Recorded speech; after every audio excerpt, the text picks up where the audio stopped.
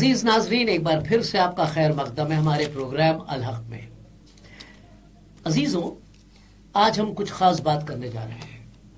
آپ نے ایک لفظ سنا ہوگا، عہد کی زمین، وعدے کی زمین. کون سی زمین، کیسی زمین، کس کا وعدہ، کس کا کیا ہوا وعدہ، کس سے کیا ہوا وعدہ؟ تو چلیے آج اس کے اوپر کچھ گفتگو ہو جائے، اور اس میں شامل ہیں میرے کچھ عزیز مہمان. سب سے پہلے ملتے جناب جوائے جولیس راج صاحب سے. جی عزیز، تو سب سے پہلے جوائے صاحب، میں تذکرہ کر رہا ہوں عہد کی زمین کا، وعدے کی زمین، ملک جو بھی ہے. تو یہ اس کا آغاز کہاں سے ہوتا ہے، کس نے کس سے کیا ہے، اس کے اوپر ہم کچھ تذکرہ کریں گے تاکہ ہمارے جو دیکھنے والے وہ سمجھ سکیں کہ یہ کیا بات ہے. یہ پیدائش کی کتاب جب دیکھتے ہیں، سب سے پہلے جب خدا نے ابراہم کو چنا، پہلے ان کو ایک ملک سے نکالا، اس ملک کو چھوڑ دے، میں تجھے اور تیری اولاد کو دوسرا ملک دوں گا. جی، ایک بادشاہ دوں گا، ایک ملک دوں گا، سرفراز کا بڑا خوبصورت ہوگا، بہت اچھا ہوگا، برکت والا ہوگا. وعدہ وہاں سے شروع کیا، ایک شخص کو دیا تھا. جی، اور اس کو پورا ہوتے تھے سینکڑوں سال لگے. تو اس وعدے کے مطابق خدا جو وعدے کرتا، اپنا پلان کرتا ہے، جی، اس کے مطابق اس نے کام کیا. ساری دنیا، ساری حکومتیں، سارے بادشاہ، سارا ملک، ساری دنیا اس کے ہاتھ میں ہے، جو اپنی مرضی مطابق وہ دیتا بے ہے. شک بے شک. تو وہاں سے شروعات ہوئی ہے، اور اس کو ایک ایک سٹیپ کر کے خدا لے کے گیا، جو آج تک وہ چیز وہاں پہ قائم ہے، خدا کر رہا ہے. جی، ابراہیم کو خواب دکھائی دیا تھا. جی، خدا نے خواب میں انہیں بتایا تھا کہ 400 سال تیرے لوگ غلامی میں رہیں گے. جی. لوگ یعنی ان کی جو نسل تھی. نسل ہے، تیرے لوگ کا مطلب نسل در نسل. جی، جی.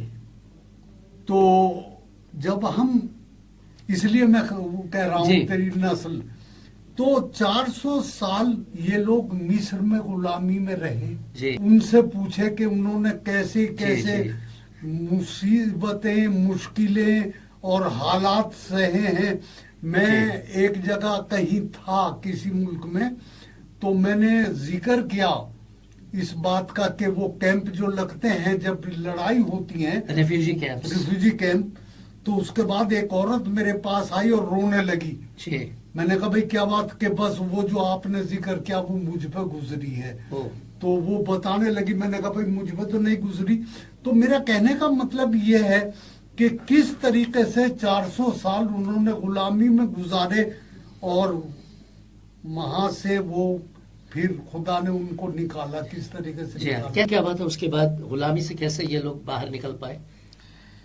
خدا نے بڑا زبردست کام کیا موسیٰ کے ذریعے سے. جب فرعون کو بادشاہ جانے دیتا، وہاں بڑی تگڑی، بہت زبردست قوم بن گئے، اور بڑی قوم بن کے، اور سمندر میں سے ان کا بپتسمہ سے نکلے. جب ان کی ساری طاقت، ان کا بادشاہ، فرعون بادشاہ اپنے رتھوں سمیت، اپنی فوج سمیت ختم ہو گیا، وہاں سے ایک قوم بن کے نکلے، اور سفر شروع ہوا جو اس وعدہ کے ملک کی طرف پہنچتا ہے. جی ہاں، وہی قصہ ہے جہاں پر خدا نے احکام عشرہ بھی دیے تھے. یہ وہ سفر ہے، یہ وہ موقع ہے، یہ وہ وقت ہے جو 40 سال تک یہ لوگ بیابان میں گھومتے رہے. پھر کیا ہوا اس دوران پہ؟ اور خدا لے کے چل رہا ہے. خدا نے ان کا امتحان لیا کہ اپنے بیٹے کو سوکھتی قربانی کر دے. انہوں نے امتحان پاس ہوئے، اور خدا نے وہاں پہ کہا، اور ابراہیم نے اس مقام کا نام یرہ رکھا، کیونکہ آج تک یہ کہاوت ہے کہ خدا کے پہاڑ پر مہیا کیا جائے. خدا مہیا کرا ابراہیم کو، آگے سے کیا، اور آگے لکھتا ہے، اور تیری اولاد اپنے دشمن کے پھاٹکوں کی مالک ہوگی. میں تجھے آئے گا کنفلکٹ، آئے گا جنگ ہوگی، میں تجھے جیت دلاؤں گا. اور جو لینڈ کی جو جنگیں تھیں، آگے زمین کی جنگ ہوئی، ابراہیم کو وعدہ کیا ان کو جیت دلاؤں گا، اور وہ اس کو حاصل کریں گے. آمین. تو خدا مہیا کرنے والا، اس نے ابراہیم کو وعدہ کیا کہ جیت کر کے، جنگ لڑ کر کے اس جگہ کو حاصل کریں گے، جو خدا نے ان کو پرومس کیا تھا، جس کو میں تجھے دے دوں گا. دیکھ، خاص بات ہے کہ حضرت ابراہیم ہیں، 100 سال کے ہو گئے، ان کو بیٹا پیدا ہوتا ہے، عہد کا بیٹا جسے ہم کہتے ہیں، حضرت اسحاق جو ہے عہد کا بیٹا. اور پھر جب حضرت اسحاق پوری جوانی پر ہیں، اس وقت خدا جو ہے ان کو حکم دیتا ہے کہ اس کی قربانی، اور پھر وہ اس لحاظ سے آگے بڑھتے ہیں. اب کیا ہوتا ہے؟ اس کے بعد حضرت یعقوب آتے ہیں، حضرت یعقوب کے 12 بیٹے تھے. یعقوب کو ہی نام اسرائیل دیا گیا. جی. یہاں سے اسرائیل الفاظ شروع ہوا اور ان کے جو بیٹے تھے چھوٹے ان کا نام تھا حضرت یوسف. جی. ان کے بڑے بھائیوں نے ان کو بیچ دیا. بڑھیا. تو جب غلامی میں چلے گئے تو وہاں کوئی الزام ان پر لگایا گیا اور ان کو جیل میں ڈال دیا گیا. جی. لیکن خدا ان کے ساتھ تھا. جی. اور ان کے ہاتھ میں وہاں کی سلطنت آ گئی ایک طرح سے. جی. یہ بادشاہ کے بعد سیکنڈ اتھارٹی بن گئے. جی. اور جب یہ اتھارٹی بن وزیر گئے اعلیٰ بن گئے تھے وہاں. جی اعلیٰ.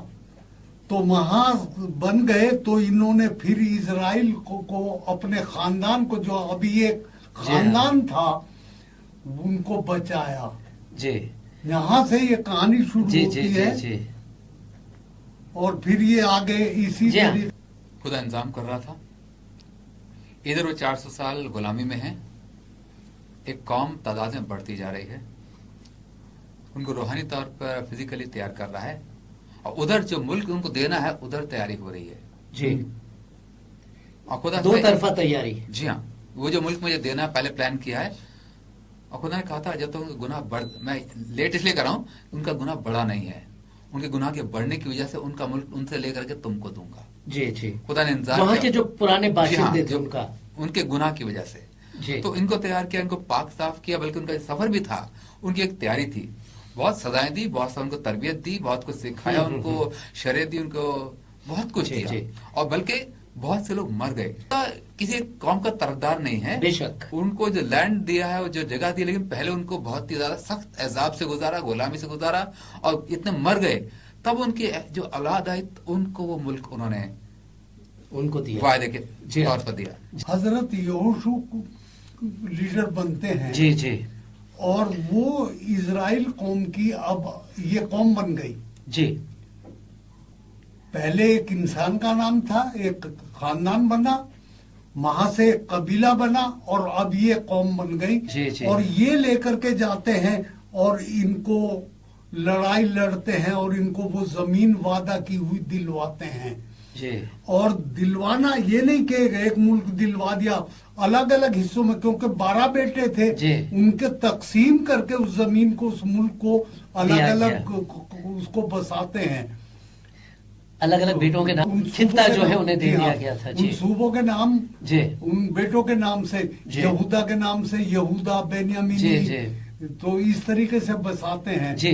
تو وہاں یہ جا کر کے بستے جی. ہیں, وعدہ کی ہوئی زمین انہیں ملتی اب ہے. انہیں مہیا ہوئی ہے وہ زمین. جی. اور یہ بڑا دلچسپ سفر تھا بنی اسرائیل کا, جس طرح سے اس جگہ پر آئے. وہ جگہ, جی ہاں, یہ وہی جگہ ہے جس کے لیے آج پوری دنیا میں دھماکہ مچا ہوا ہے. کیا نہیں ہو رہا ہے, کتنے قتل و عام ہو رہے ہیں, لوگ ایک دوسرے کے دشمن ہو گئے ہیں بلا کسی وجہ کے, کیونکہ انسان خدا کو بھول گیا ہے.